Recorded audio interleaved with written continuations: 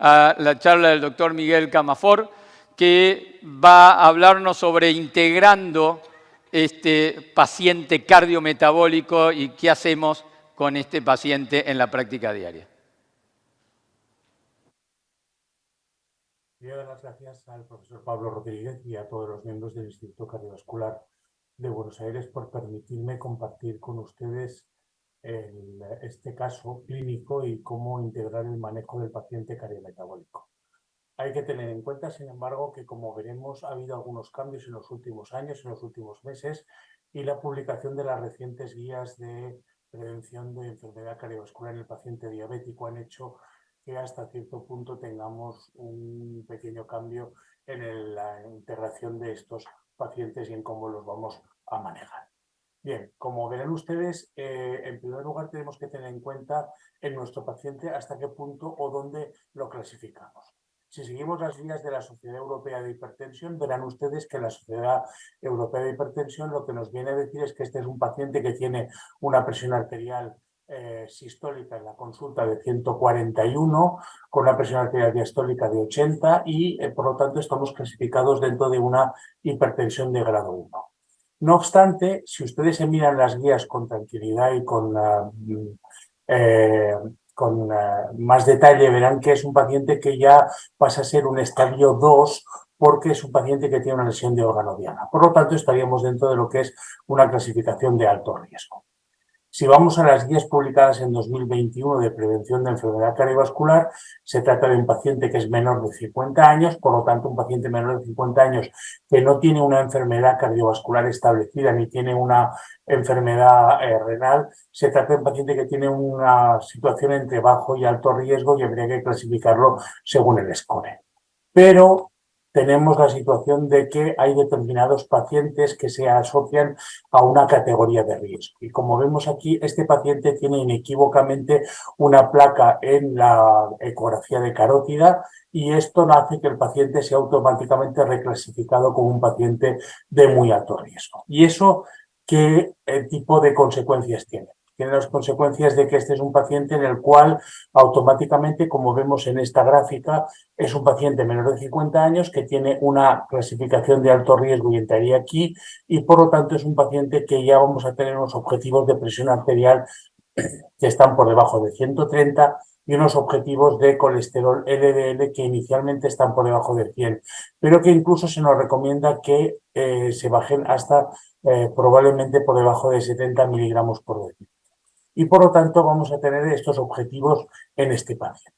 En cuanto a los criterios de prediabetes, está claro que nuestro paciente no está en una clasificación de diabetes, sino de prediabetes, porque tiene una hemoglobina glicada de 6,3 y una glucosa en ayunas, una glucosa después de la sobrecarga oral que está a 180 y por lo tanto estamos dentro de la categoría de prediabetes. Como les decía, las guías europeas publicadas este año, en el mes de agosto-septiembre, con respecto a la prediabetes, nos dicen que las guías actuales de prevención cardiovascular en pacientes con alteraciones del metabolismo hidrocarbonado ya no consideran la prediabetes porque hay una falta de clara evidencia con respecto a lo que hacer en esta situación.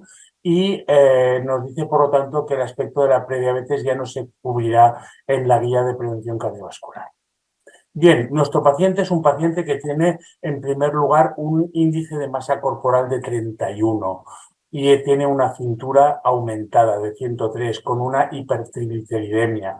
Por lo tanto, es un paciente que tiene una obesidad con alteración de la glucosa e hipertrigliceridemia, se conoce como síndrome metabólico, pero como saben ustedes, el síndrome metabólico se ha sacado de las guías en el sentido de recomendaciones porque se ha visto que es un clúster o una agrupación de factores de riesgo que realmente no implica un mayor riesgo que la suma total de todos los factores. Pero hay que tener en cuenta que esos factores de por sí ya son factores que nos van a perjudicar. Por lo tanto, ¿qué es lo primero que debemos de plantearnos en este paciente? Lo primero que debemos de plantearnos es si hace o no hace actividad física, porque está claro que realizar al menos de 150 a 300 minutos por semana de actividad física de intensidad moderada o de 75 a 150 minutos de actividad física de intensidad vigorosa son suficientes para reducir la mortalidad cardiovascular y la morbilidad. Y fíjense ustedes que estamos hablando de una evidencia de clase 1 con un nivel de evidencia A, y que los pacientes que no puedan realizar los 150 minutos, que realicen lo máximo que puedan. ¿Cómo se lleva una actividad física de intensidad moderada o de intensidad vigorosa? Depende de que podamos o no podamos hablar mientras estamos haciendo esta actividad, pero se recomienda una actividad aeróbica en estos casos. Es importante pensar que la actividad física forma parte del tratamiento cardiometabólico de este paciente. Además, se recomienda realizar ejercicios de resistencia. A este respecto, hemos comenzado juntamente con el grupo de Colombia del doctor Patricio López Jaramillo ejercicios de resistencia, ejercicios isométricos en pacientes de este tipo, porque sabemos que con una evidencia de clase 1, con un nivel de evidencia B, estos ejercicios mejoran la situación del paciente.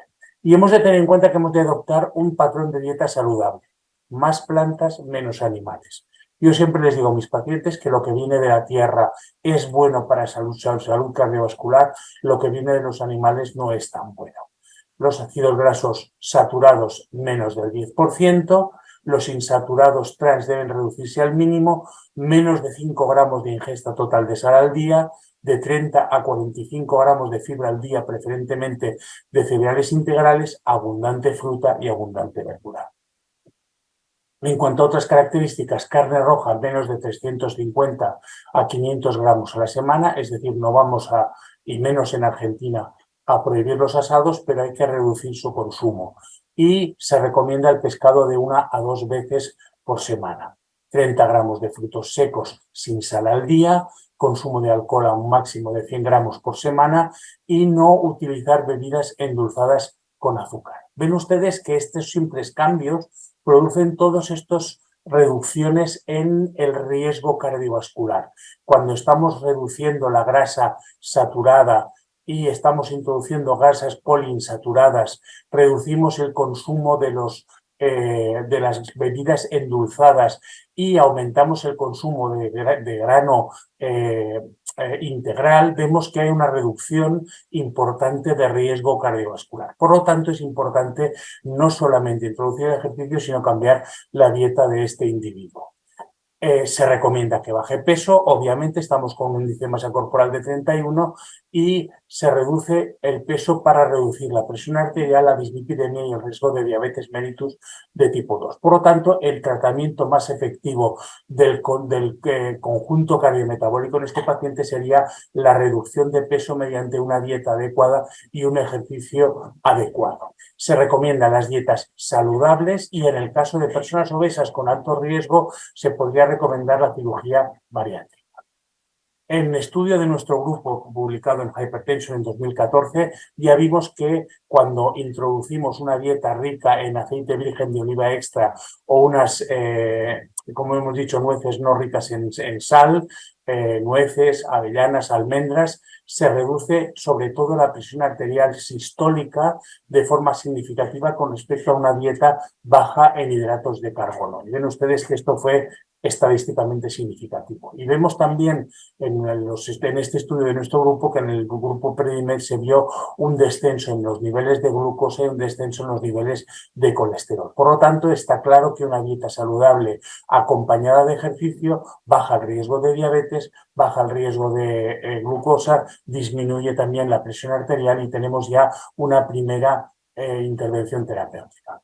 Pero vemos que nuestro paciente tiene presiones arteriales que están por encima de lo que recomendamos. Está tomando valsartán 80 juntamente con amlodipino de 5.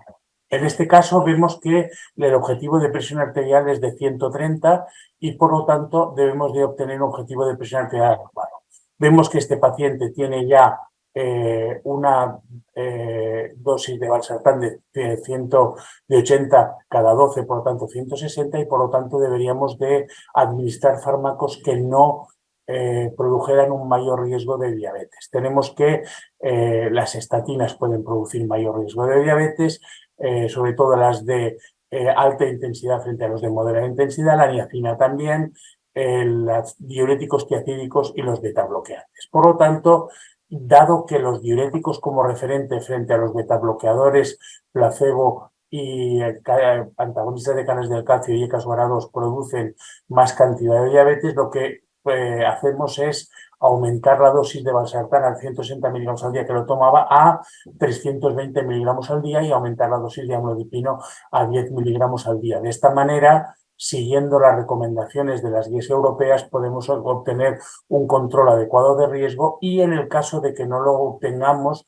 habría que añadir un tercer fármaco, en este caso hidroclorotiazida en combinación en pastilla única, teniendo en cuenta que nos aumenta hasta cierto punto el riesgo de diabetes y tenemos que ir monitorizando el riesgo de diabetes en este paciente. Por otra parte, las estatinas de moderada intensidad se han de introducir obligatoriamente en este paciente porque tienen un colesterol LDL de 130 y debemos de obtener unos niveles de colesterol LDL que estén por debajo de 100. El hecho de utilizar estatinas de baja intensidad frente a estatinas de moderada, frente a estatinas de alta intensidad hace que se reduzca el riesgo de progresión a diabetes mellitus, pero como he comentado antes, si hace falta introducir estatinas de alta intensidad o combinadas con ezetimiba, debe de hacerse porque el riesgo de la enfermedad cardiovascular es mucho más grande que el de progresión a diabetes mellitus y la dieta y el ejercicio nos reducen el riesgo de progresión a diabetes mellitus. Esto es todo lo que les quería comentar.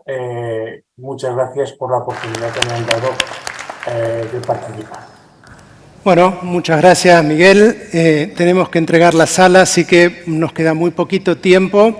Voy a arrancar sucintamente con las preguntas y fuera de lo programado te preguntaría, Alberto Villamil, doctor Alberto Villamil, ¿qué opinás de la secuencia de tratamiento que propone Miguel en este paciente?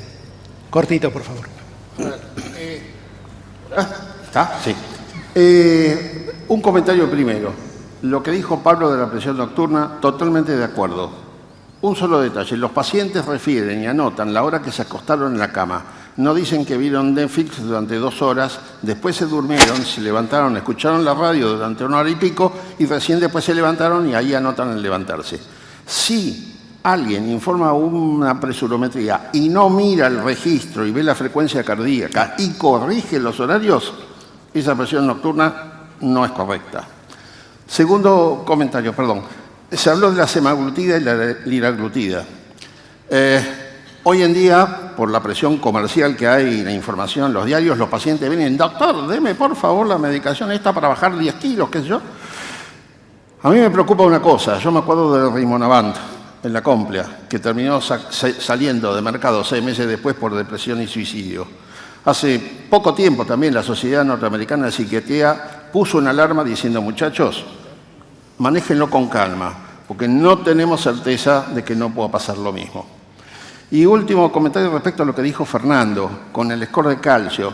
Me parece perfecto lo que dijiste y absolutamente estoy de acuerdo, pero hay un detalle. Hoy en día tenemos pacientes que hace 25, 30 o más años están tomando estatinas. Empezaron tempranamente por una simple dislipemia y entonces hoy tienen sus arterias libres de colesterol, pero pueden tener placas fibrocálcicas. Entonces, el score de calcio puede ser alto, pero el riesgo ahí no es el mismo. Muchas gracias, Alberto, por no responderme la pregunta, pero muy interesante tus comentarios. Pero estaría bueno por ahí que Pau nos comente un poco este tema de estatinas y score de calcio. A eso iba. ¿no? Para Gracias. Para ver qué opinión tenés al respecto. No, bueno, de alguna manera el valor pronóstico del score de calcio quedó expresado en la presentación del doctor Boto. Sabemos que es un estudio que tenemos que solicitar siempre que esté disponible, por supuesto, porque no está al acceso en todos los centros. La utilidad primaria es poder reclasificar los pacientes con riesgo intermedio.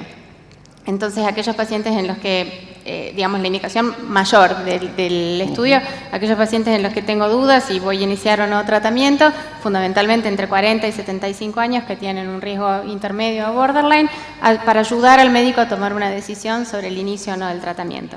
El valor pronóstico fue demostrado, como lo mostró Fernando, en más de 20 años de estudios relacionados con esto, que en función de que a medida que el score aumenta o aumenta el percentilo, como lo explicó Fernando, en riesgo a largo plazo, el riesgo es mayor. Y esto es un valor pronóstico demostrado en pacientes que están tomando estatinas de la misma manera en aquellos que son vírgenes de estatina, porque el valor absoluto del score de calcio podría aumentar ligeramente, pero sobre las placas preexistentes. La estatina no va a generar placas nuevas que aumenten el score de calcio per se.